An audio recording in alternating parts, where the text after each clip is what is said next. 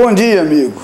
Estamos juntos aqui. Hoje é sexta-feira, estamos aí na expectativa de um final de semana pela frente. Certamente a semana que se passou foi uma boa semana, com um feriado no meio para dar uma relaxada. E agora eu desejo a você um final de semana muito abençoado por Deus. Quero transmitir um abraço aos aniversariantes deste final de semana, cujos nomes são mencionados aí, e quero transmitir a todos o desejo de que o sábado e o domingo sejam muito agradáveis. Claro, aquele convite para nos encontrarmos no próximo domingo. Estaremos juntos em nossa igreja, a partir das 9 horas da manhã com a Escola Bíblica Dominical, seguida do culto, que começa às 10 horas e 5 minutos, à noite às 19 horas. Você é nosso convidado para este encontro. Em nossa igreja, ou em outra igreja, o que quero lhe pedir, na verdade, é que você use esse final de semana para o encontro com Deus. Se for mais conveniente, procure uma outra igreja batista, ou mesmo uma outra igreja evangélica próxima à sua casa, mas não perca a oportunidade de dedicar algum tempo à oração, ao estudo da palavra de Deus e à adoração ao Senhor. No livro do profeta Ezequiel, no capítulo 18, eu queria ler com você o versículo 23, que diz o seguinte: acaso tenho eu prazer na morte do perverso? Diz o Senhor Deus. Não desejo eu antes que ele se converta dos seus maus caminhos e viva? Esse é um texto muito interessante pela expressão usada por Deus ao fazer essas duas perguntas. Chama atenção, por exemplo, o uso da palavra perverso. E aqui convém esclarecer o seguinte: esta é uma designação genérica para se referir a qualquer pessoa que desobedece a Deus. Principalmente nos textos proféticos, nos textos do Antigo Testamento, a expressão usada é traduzida para a nossa língua por perverso, ou ímpio, ou homem mau. E embora em nossa língua e em nosso contexto isso pareça se referir a alguém extremamente ruim, o texto, na verdade, faz uma referência genérica a qualquer pessoa que desobedece a Deus. Há uma distinção, portanto, entre aquele que segue ao Senhor e aquele que não o segue. O que não o segue é chamado, portanto, de ímpio, ou de homem mau, ou de perverso. Portanto, é uma designação genérica. Refere-se, portanto, a todas as pessoas, em princípio, já que todos somos pecadores, já que todos somos falhos.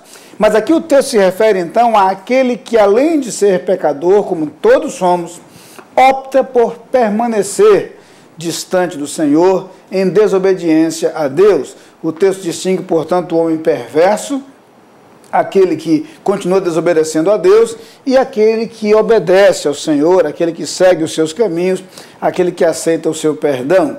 E o texto levanta uma questão interessante. Deus diz nesse texto que não tem prazer, não tem interesse na morte do homem mau. E em seguida ele explica. É porque, na verdade, o grande desejo de Deus é que este homem mau seja transformado, que este homem seja transformado em alguém bom. Aqui convém lembrar que esta sempre foi a atitude divina em relação a todos nós. Todos nos desviamos do caminho de Deus, do projeto de Deus, porque todos somos pecadores. Em nossa avaliação humana, costumamos classificar os mais pecadores e os menos pecadores. Diante de Deus, todos somos falhos.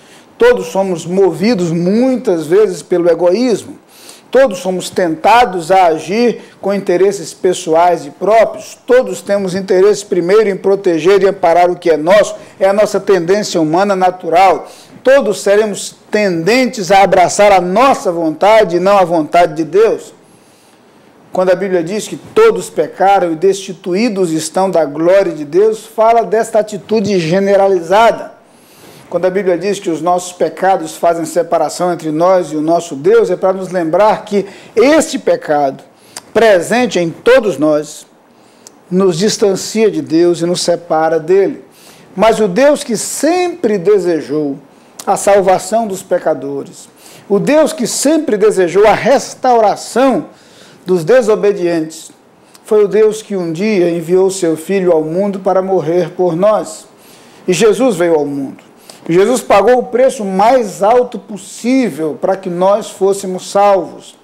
No capítulo 53 do livro do profeta Isaías, nós lemos, e convém lembrar que isso foi escrito séculos antes de Jesus nascer, Foi declarado que Jesus viria para levar sobre si o castigo que nos traz a paz, para que pelas suas pisaduras, pelos seus sofrimentos, nós fôssemos sarados.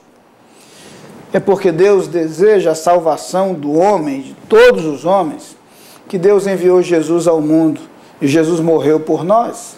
Jesus morreu para que nós fôssemos salvos, para que houvesse uma possibilidade de salvação, para que houvesse esperança. E então esse desejo de Deus se aplica a todos nós. Sabe qual é o grande desejo de Deus em relação à minha vida? O maior desejo de Deus em relação à minha vida, sempre foi que eu conhecesse a Jesus. Por isso a Bíblia diz que há alegria no céu quando o pecador se arrepende. Quando Jesus entrou na minha vida, no meu coração, cumpriu-se o maior projeto de Deus para mim. Sabe qual é o grande projeto de Deus para a sua vida? O maior desejo de Deus para a sua vida? O desejo de Deus pelo qual Ele esteve pronto a enviar seu Filho para morrer é a sua salvação. É que você conheça Jesus. É que você tenha a sua vida transformada por Ele e passe a viver na certeza da vida eterna. Esse é o desejo de Deus para cada um de nós. Por isso o texto diz que nenhum homem é mau o suficiente para que Deus não deseje a sua salvação. Nenhum homem é tão mau que Deus não deseja a sua transformação. Foi por homens maus, e em certo sentido todos o somos, que Deus enviou seu Filho ao mundo para morrer na cruz pela nossa redenção, pela transformação da nossa vida e pela nossa salvação.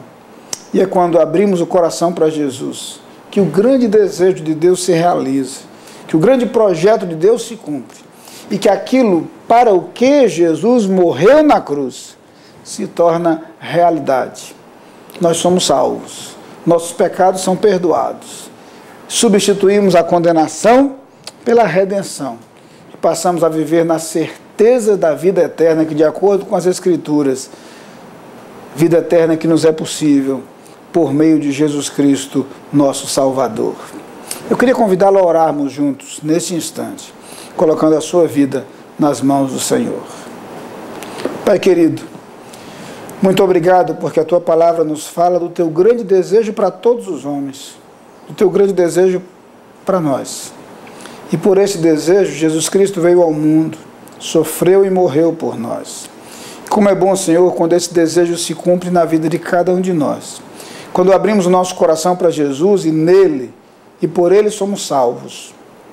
Quando nossos pecados são perdoados. Quando nosso nome é escrito no Teu livro e passamos a viver com a certeza da vida eterna. Por isso, Pai, eu quero Te colocar nas mãos a vida de cada pessoa que está a acompanhar este programa nesse instante. E se há pessoas que nos assistem neste momento que ainda não experimentaram a dádiva da salvação, que neste momento corações se abram, Jesus Cristo passe a morar nessas vidas e cada uma dessas pessoas possa ter a certeza da vida eterna.